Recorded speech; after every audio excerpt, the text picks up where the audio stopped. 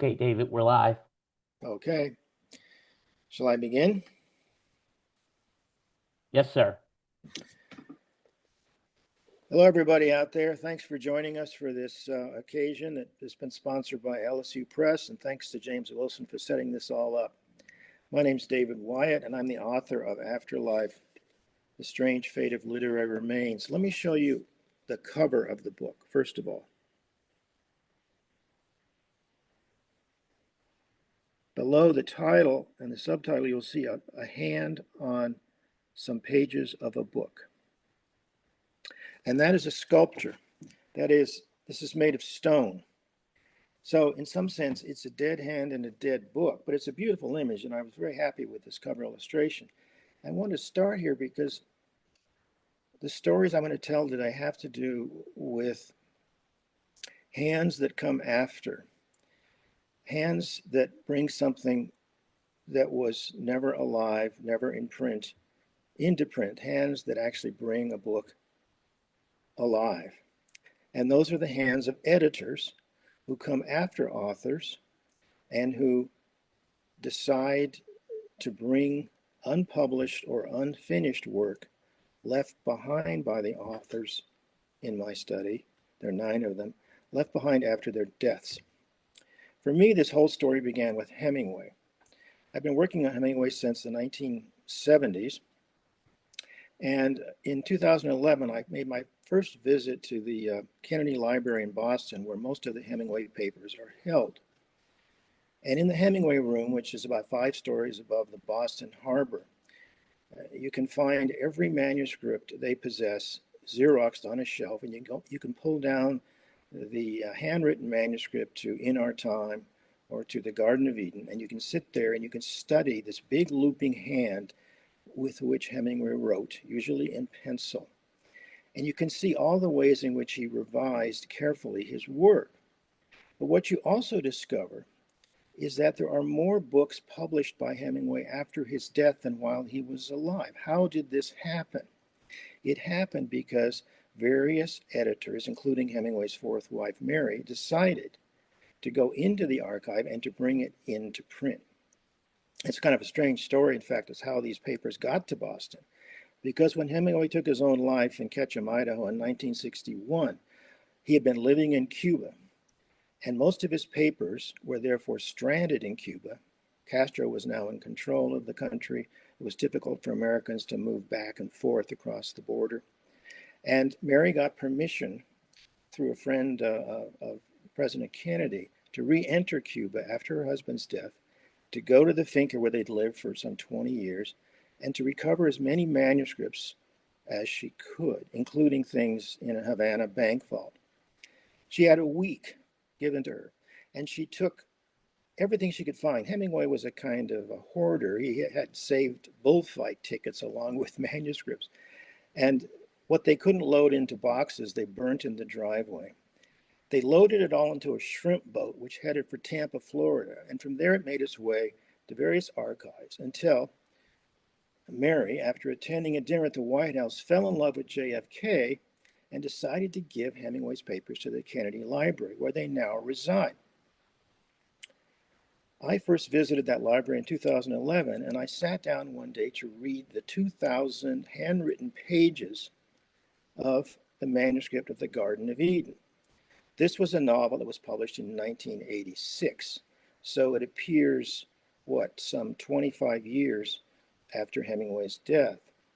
And it's a very controversial publication because Tom Jenks, who edited this book, compressed these 2,000 pages down to about 260 in print, excising vast portions of the manuscript, but producing at the same time a very creditable version of the novel.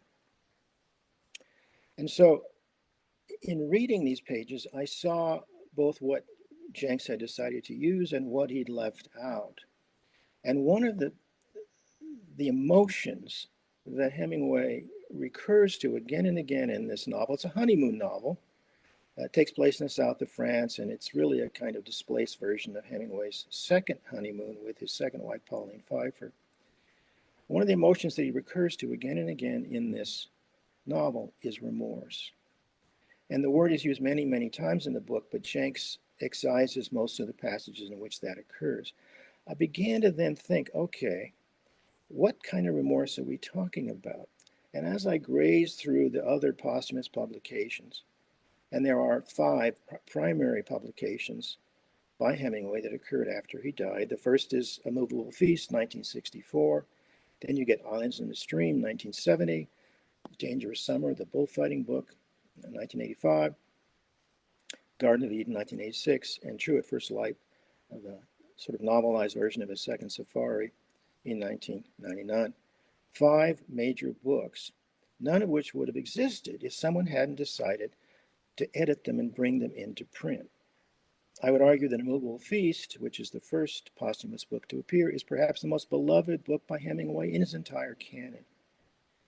So I began to study the manuscripts in these various posthumous publications and to discover what I called this running theme of remorse, which is to say, as Hemingway wrote these books, and they were all written in the last 2 decades of his life, he was looking back and he was reviewing his entire career as a writer, as a man, and especially as a husband. He'd been married 4 times. And he was taking stock and passing a kind of last judgment on himself and feeling a good deal of remorse, that's his word, for how he conducted his life. It's a very moving story because it suggests a man who both lived deeply and fully and who also was able to face his past with honesty and with a great deal of second thought. So it all began with Hemingway and with archival work. And from there, I thought, well, let me look into some other careers in which there is a story similar to this one. So at this point, I had some obvious candidates. Emily Dickinson, for one. Dickinson wrote 1,798 poems during her lifetime, but she only published 10 while she was alive. How did the rest of the poems come to us? It's a very complicated story. I may be able to get into it later on in the Q&A. What I'd like to do, though, is to turn to another female poet, to Sylvia Plath, because this, too, is a rather notorious story in that when Plath took her own life in 1963, she and Ted Hughes, her husband, had been separated for some time. She was living with her 2 children in a cold flat in London. And when Hughes entered the apartment after it was discovered that Sylvia had taken her own life, he saw on her desk a notebook which contained the typed pages of a book not yet published, a book to which she'd given the title Ariel. Ariel was eventually to appear in 1965. It was a posthumous publication, and it was put together by Ted Hughes.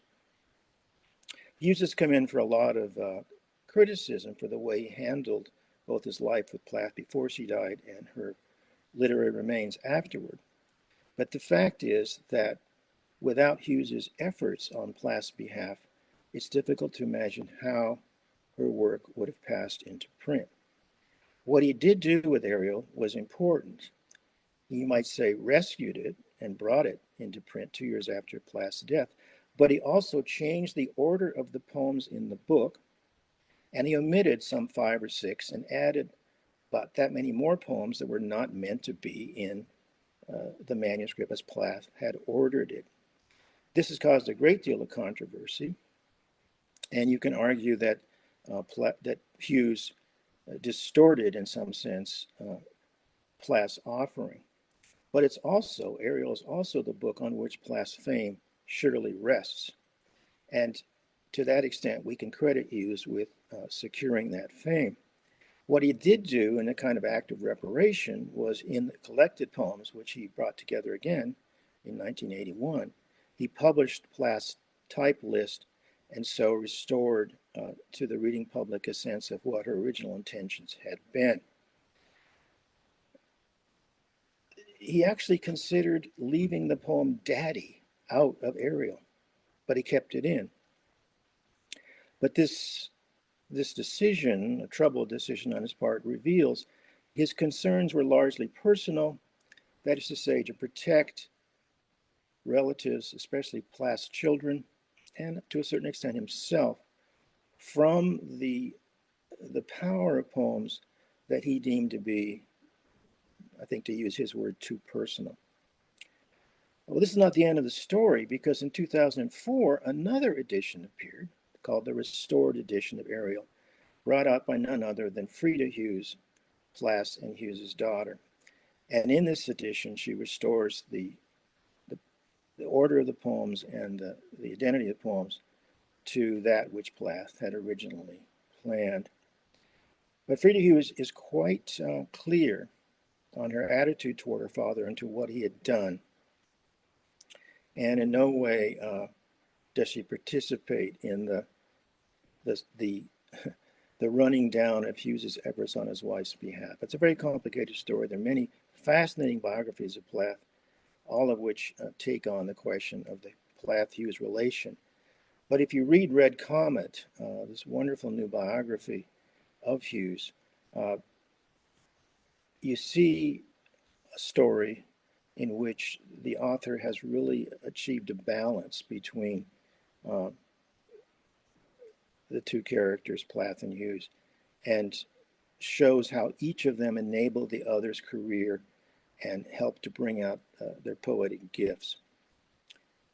Now, a third example I'd like to touch upon today. I have 9 chapters in the book. I'm only going to talk today about Hemingway, Plath, and Ellison. I'll be happy to talk about some of the other chapters in the Q&A. I want to turn to Ralph Ellison. In around, I guess, the year 2000, my friend Howard Norman, hope he's listening today, sent me a copy of the selected letters of Ralph Ellison, edited by John Callahan. I read them with great avidity and pleasure, and what I discovered in this some 800 pages of selected letters was a story of a man of letters, the story of a longing for culture and the difficult acquisition of culture that Ellison managed to make. It also tells a story of his struggle to write his second novel. Invisible Man is published in 1952 to great acclaim. But even before he published Invisible Man, he'd begun work on his second novel. And he wrote his friend Albert Murray that he was working hard and he might succeed, quote, if I can find the form. Ellison worked away on this second novel for the rest of his life, and he never published it. It became a kind of, shall we say, difficult and running embarrassment. And there are many, many occasions along the way in the letters where we see him referring to continuing to pursue this work, to the trouble he's having. At one point, his house in Massachusetts burns down. He loses many of his manuscripts. He becomes a very busy man of letters, attending all kinds of conferences, giving all kinds of talks. But he struggles to find the form. So what happens to this novel? Does it cease to exist? No. What happens is that John Callahan, who was, in a sense, Ellison's executor, he helped Fanny Ellison organize Ellison's papers and his computer disks after Ellison died. John Callahan edited a version of this book and brought it out as Juneteenth in 1999, another posthumous publication, of course. It's a fairly compressed book of some 300 pages, and it tells the story of a senator and his son, and a senator who is shot on the floor of the Senate in the opening pages of the book, and of the story of how this came to happen, and of a man named Hickman, a reverend named Hickman, who adopted the shooter. His name is Bliss, and why Bliss would have shot the senator named Sunraider on the floor of the Senate. So I read Juneteenth and I wasn't much satisfied by it. And then in 2010, Callahan and a man named Adam Bradley brought out another version of this unfinished book called 3 Days Before the Shooting. It's over 1,000 pages of text. And what I discovered was in reading this collection of pages, many of which were quarried from stories that Ellison had published along the way, all became pieces of the novel. I discovered that this was a story about fathers and sons. It was a story about a man, Reverend Hickman, who adopts a boy named Bliss, a boy who's thrust upon him one night during a kind of lynching story, who raises this boy, a boy who he incorporates in some various religious ceremonies, and then who sees the boy disappear and reemerge as a filmmaker and then as a kind of lost soul. And it's a story about adoption. It's a story about being willing to raise someone else's child. And in that sense, what Ellison did was to render the struggle he was having with his second novel into its theme. He called, in a letter to Murray, he called the work they were doing a labor of love. The writing of the novels is a labor of love. And a labor of love is never lost, he said. And then in the labor he was conducting, he told a story about a man who agrees to adopt a child, raise it, and then lose it, and still love it. And he also defines democracy in one of his essays as a labor of love. So all these themes come together in Ellison's second book, which is to say he's really saying this about American culture, about his own work. To live in a democracy is to accept the labor of love. And what is that labor? It's to love other people's children as if they were your own. It's to extend outward from the family, from what we call blood, the same kind of concern and care that you would extend to your own, quote, genetic children. And of course, what Ellison was operating out of was a deep awareness that in his culture, in the United States of America, this is what had failed to happen, that the dominant race had struggled and often failed to extend love to Hickman's people, to African Americans like Ellison himself. And this was the deep ongoing struggle that Ellison was trying to detail in his unfinished book. So I decided that I wanted to begin to edit this book out of what was given to me by Callahan and Bradley. I wanted to impose a kind of ending on it. And the ending I wanted to impose was to end it with pages that they had provided me in which we see Hickman thinking about what it means to love a child that you lose and to love it nevertheless. So in some sense, every chapter in this book is about a labor of love. It's about often always unfinished and unpublished work that someone has put heart and soul into, which is then adopted, if you will, by the editors who come after and who, in their labors, try to bring the best version they can come up with of the work that was left behind, of what I'm calling literary remains. So that concludes my opening remarks, and I'll be happy to entertain any and all questions. Thank you. Thank you, David. Well, you mentioned that there were 9 authors altogether. Why don't you give us a rundown of some of the ones that you weren't able to talk about? Just mention them. You don't have to get into any detail. Well, I begin with Shakespeare. I guess the most obvious case of someone who left behind work that he himself never edited. Shakespeare didn't oversee the printing of any of his plays, those printed during his lifetime and those printed after he died. And so he left behind, with Lear, for instance, with King Lear, 2, if not 3 versions of the same play. How do you decide which one to print and to teach? So I have a chapter devoted to Lear. I moved on to Wordsworth and to the story of the Prelude, his great autobiographical poem, which didn't appear until 3 months after he died. His wife brought it into print. She called it the Prelude. Mary Wordsworth gave it its title. And then we get another version of the Prelude in 1926, an earlier version than the 1850 version, which many people prefer to the one Mary published. And then in the 70s, we get a third version of the Prelude. So which Prelude are we going to honor and to teach. I moved on to Dickens, to Great Expectations, because this is a famous case of a book which has two endings. The happy ending is when, happy enough, I suppose, is when Pip and Estella meet again in the garden at Sada's house and walk out of the garden hand in hand. And Pip says, I saw no shadow, another parting from her. They get together.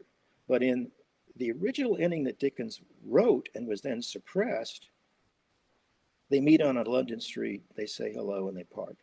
Which ending of the novel are you going to print and teach? Harriet Jacobs, Incidents in the Life of a Slave Girl, a bit of an exception to my rule. Jacobs' book was published, her slave narrative was published in her lifetime in 1861. But what happened with Jacobs is that you might say her book was lost to her. Instead of being assigned to her as the author, it was taken to be the case that the book was written by her editor, by a white woman named Lydia Maria Child.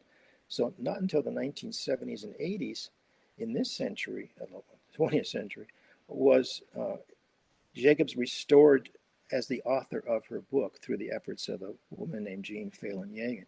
So this is a case of a sort of posthumous act of redemption in which an author and her book are reconnected.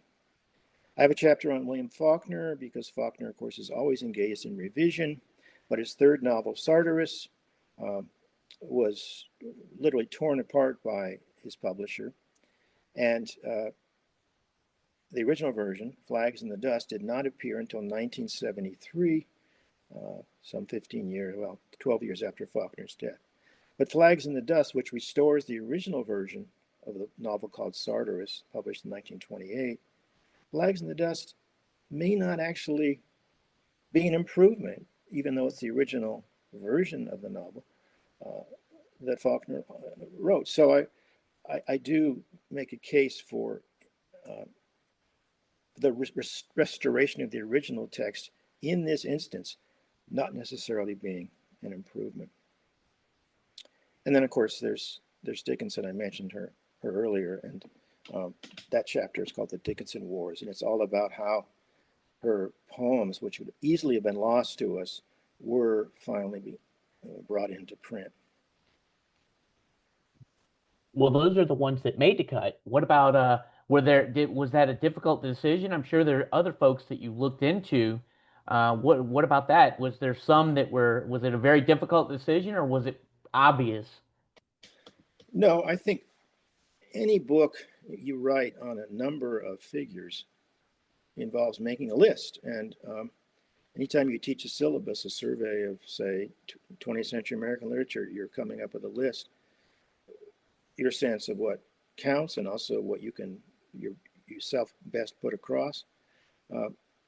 I wanted a number of things here. I wanted to deal across many genres. So I'm writing about drama, about narrative poetry, about memoir, about the novel. I also wanted a mix of men and women as authors, two African American writers in the book. I wanted a sort of representative sample. You could have taken Melville as another great example of someone whose textual history is vexed and who left behind all kinds of work that we're still trying to sort through. There are all kinds of instances, but these struck me as some of the more compelling stories, and also people that I had taught and loved during my career. Yeah, it really did work out well in terms of representational across a lot of different genres, a lot of different race, gender, that sort of thing. What, as you were going through things, were there which textual backstory did you find the most surprising, and did your feelings of any of these texts or editions change dramatically after you were researching them? It's a good question. I think the Plath story is a very troubled one, and it's still being debated. And I think Heather Clark's Red Comet, the biography I mentioned, is a wonderful book. And she cuts through, you might say, the difficulties because she presents such a full picture of the Plath-Hughes relation and the way in which they brought out the poet in each other, that it's difficult to then pivot and say, well, uh, despite all that, despite how much they supported each other in their work, Hughes needs to be held accountable for somehow having um, misrepresented or distorted what she had produced. And his motives were complicated, perhaps understandable. But the fact is that he kept her, he kept producing and bringing to print texts by Plath that we otherwise might not have. And he wrote beautiful introductions. I mean, no one writes more powerfully about Plath's work than Ted Hughes. So it's a marriage story, and it's a story of a collaborative and very fruitful marriage, which of course did fall apart. And Hughes was a survivor, and he did do what he thought he could and he should. So I guess I found myself backing off from any sense of judgment in the case of that Plath-Hughes relation. And Heather Clark does a wonderful job of so organizing the evidence that you come away from her wonderful biography, I think, feeling more at peace, I suppose, about how it all went down. Well, I mean, I think that one in particular really brings up that whole question of intention. You would like to think that the work is what's driving the motivations and the intentions of these folks that are bringing these projects to fruition. But were there some that were any that you want to comment on where there were these kind of possibly questionable intentions? Well, the Dickinson story is complicated, or more complicated than the Plath story. When she died, uh, again, only 10 of her poems had been brought into print. Her sister Vinnie discovered in a drawer in the house a series of fascicles, which were pieces of paper on which poems had been written, and they were tied together with string. They were little booklets. And so she took these fascicles next door to Sue Gilbert Dickinson. Sue Gilbert was Emily's sister-in-law, married to Emily's brother Austin. And Sue and Emily had a very intense, complex, some argue intimate relationship. On the other hand, there are stories to the effect that Emily hadn't entered Sue's house for some 15 years before she died. Sue agreed to edit these poems into print, but after a couple of years, she gave them back to Vinnie and said it was too difficult because they're all handwritten. They involve very strange notations, especially the use of the dash. And Sue just found it very difficult to, you might say, copy edit them. Vinnie then gave them to another figure in Amherst, to Mabel Loomis Todd. Who was Mabel Loomis Todd? Well, Mabel Loomis Todd was a young woman married to a fellow working at Amherst, where Austin Dickinson also worked. And Mabel Loomis Todd had been having an affair with Austin for some years. But she was also very close to Emily. So Mabel Loomis Todd, somewhat controversial figure, takes everything she can get from Vinnie and begins to bring out editions of the poems. She brings out 3 editions of Emily's poems, Dickinson's poems, and an edition of letters. And they're pretty competent editions. Then a quarrel breaks out between Sue Gilbert's people and Mabel Loomis Todd's people. And Todd puts what she has left of the poems in a camphorwood chest and ceases publication. So by this point, I would say about 600 Dickinson poems are now in print. And what then grows up is what Robert Sewell calls the war between the houses, which was a war over the poetry, but also over the adultery, itself kind of covert. And the poems now belong in 2 families, Sue Gilbert's side of the story and Mabel Loomis's side of the story. And what we get then in the next century, next half century, are a series of editions being brought out by various hands, not particularly scholarly or trustworthy editions, as people begin to print what they have. It's not until 1955 that we get a respectable and scholarly edition of most of Emily Dickinson's known work. But this war between the houses persists in the sense that when these archives were given to respectable libraries, they were given to Harvard and to Amherst. So they're divided between these two institutions. Harvard claims complete rights over all Dickinson publication, and Amherst doesn't do the same. So we have a somewhat vexed problem with permission and copyright.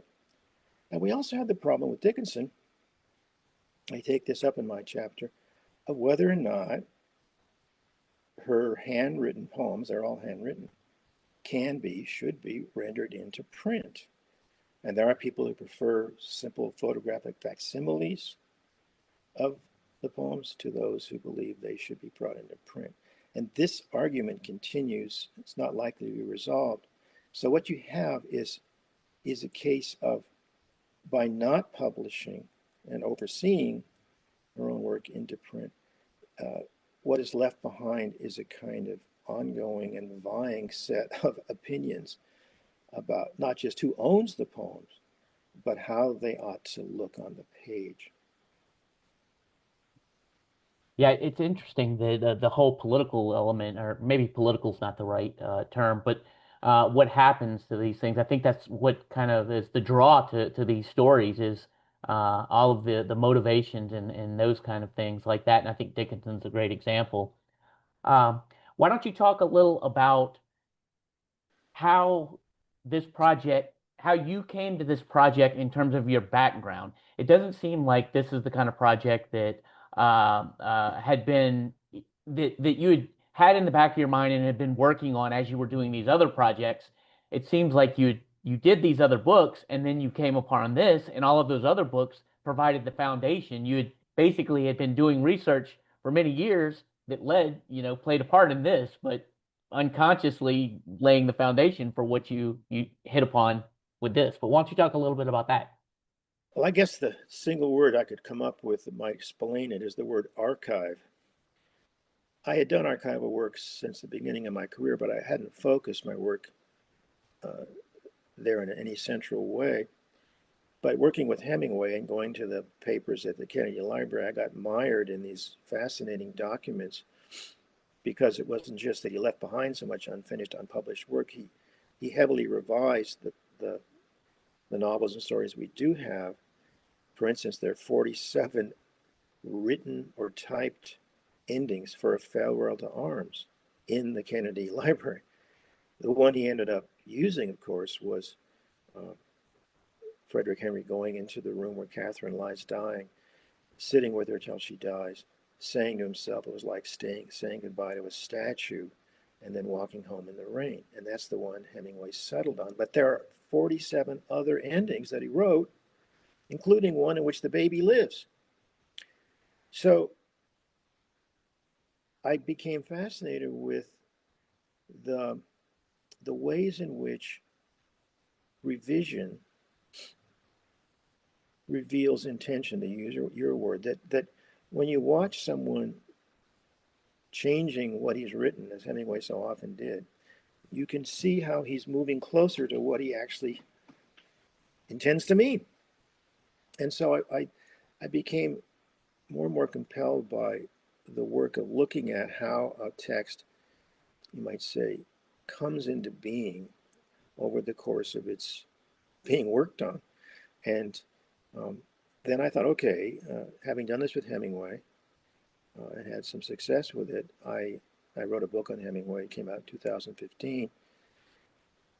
Why not turn the same kind of attention on some other figures? And of course, I knew about Shakespeare. It's an open secret that because of the state in which he left his plays without any authorial oversight on his part, some of them were pirated into print. Sometimes friends brought them into print. only about half of the plays he wrote were published during his lifetime. Because of the state of the Shakespeare text, if you will, uh, so vexed, so ambiguous, Shakespeare generated what we might call modern editing. Most of the principles set down by the great editing figures like Gregg, Bowers, and so on were generated out of the study of Shakespeare and some sense of how to get a handle on what to do with these often very messy manuscripts. So Shakespeare was an obvious choice. Uh, I always have loved Wordsworth. I think Wordsworth invented the modern self in poetry in the sense that he told us that our stories begin in childhood, no news there, but that it's our memories of childhood as we return to them when we're older that give us strength. And at the same time, as we return upon those memories, we revise them. And so the fact that there are three versions of the prelude, which is the story of Wordsworth's life, essentially, up until a certain age, um, the three versions indicate that Wordsworth understood not just that things happen to us, they happen to us in these very intense, what he calls spots of time,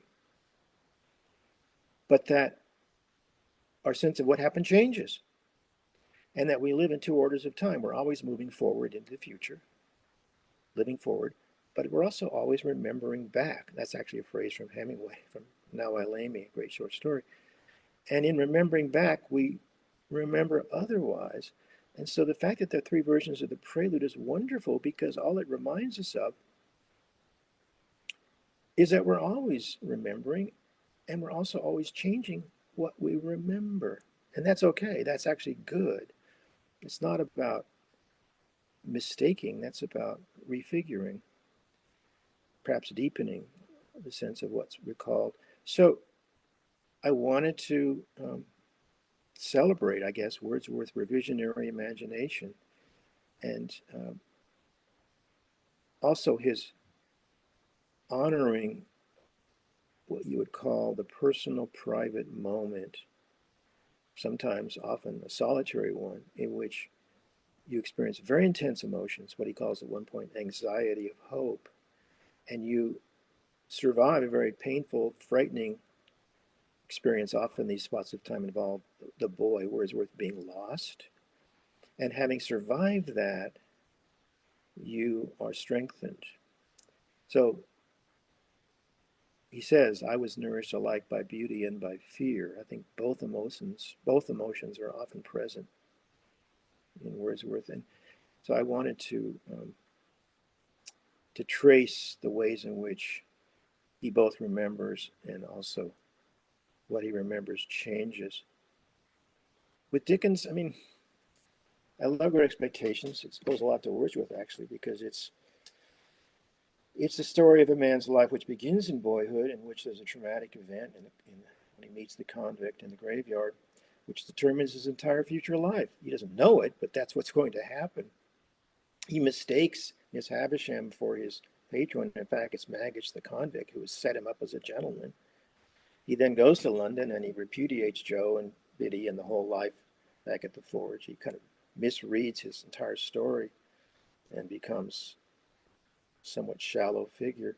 And then he begins to repent when Maggots returns. He begins to change, begins to soften. And the question, I think, at the heart of the novel is, has Pip learned enough, changed enough, repented enough to earn the forgiveness he seeks? He often asks to be forgiven, especially from Biddy and Joe. And therefore, does he deserve a happy ending? So endings fascinate me, as they fascinated Hemingway. He's always worrying them. That's why he writes 47, To a Farewell to Arms. And I thought, which ending of this book do I want to defend? The happy one or the sad one? Should they get together or not, Pip and Estella?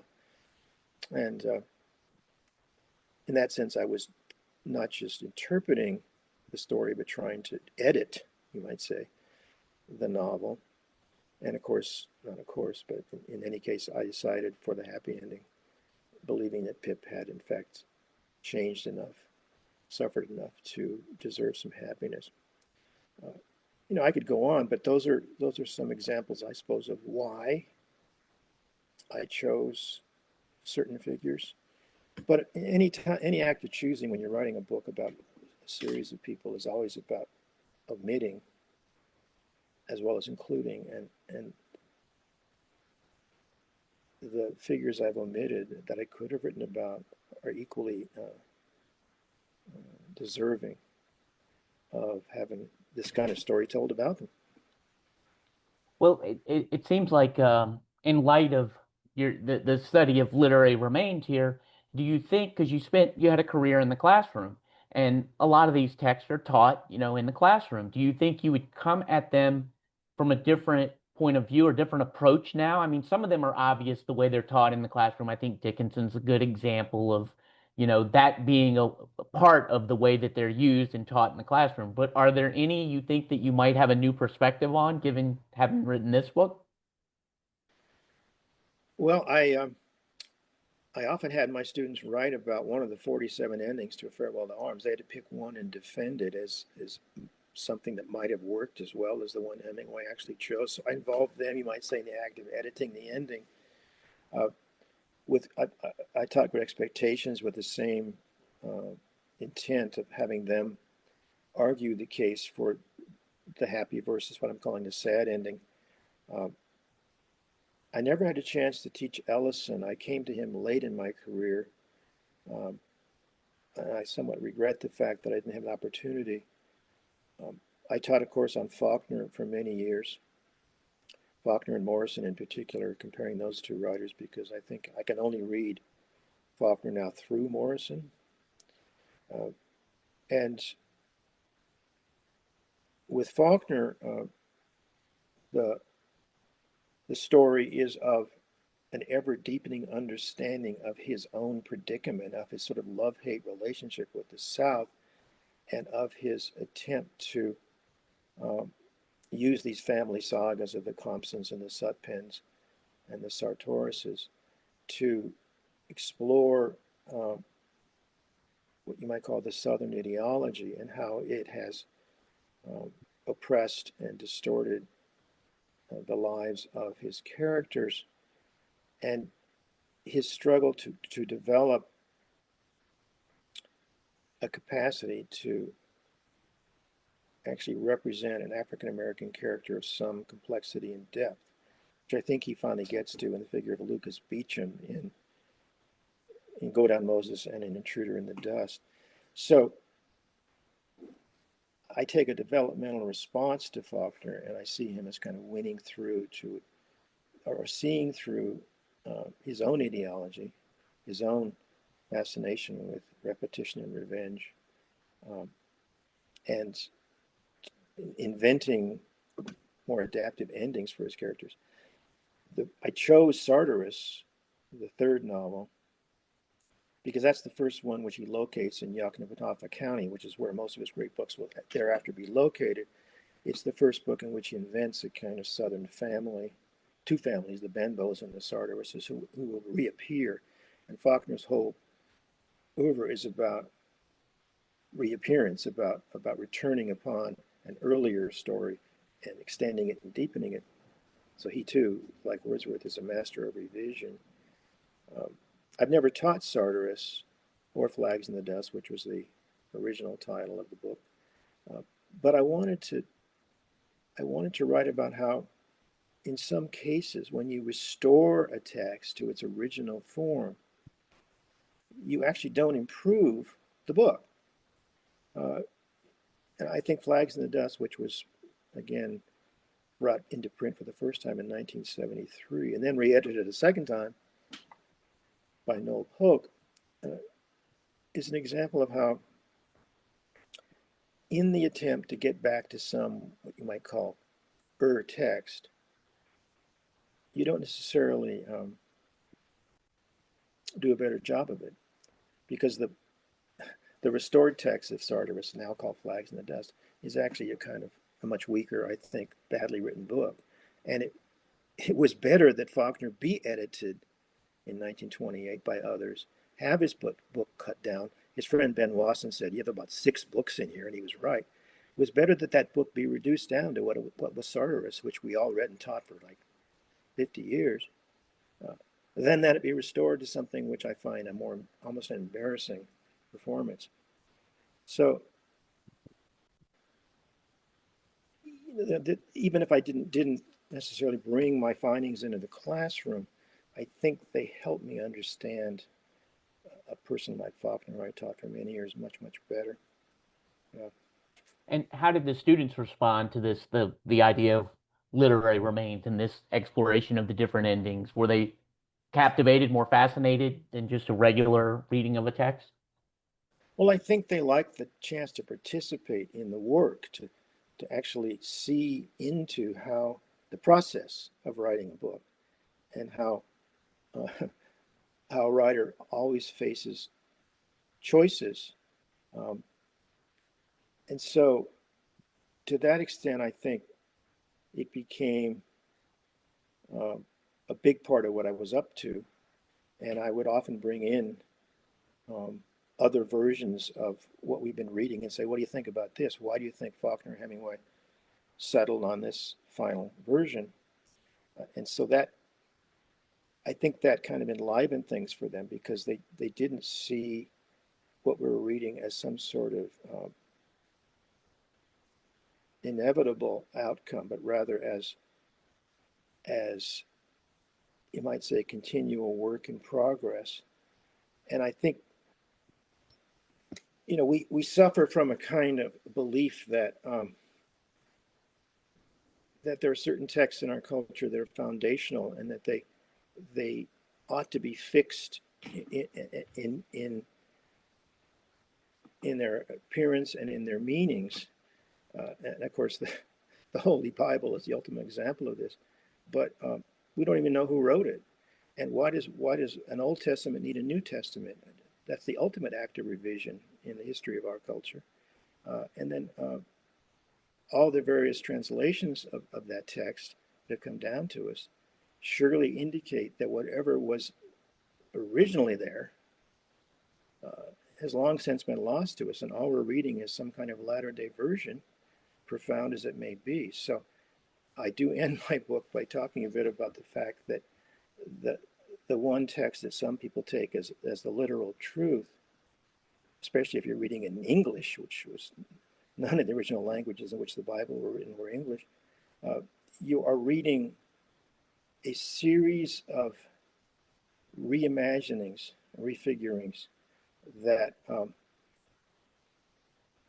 that bring us to it, bring that good news to us in whatever form we find it, and therefore we ought to be both grateful for these sort of latter-day survivals, but also aware that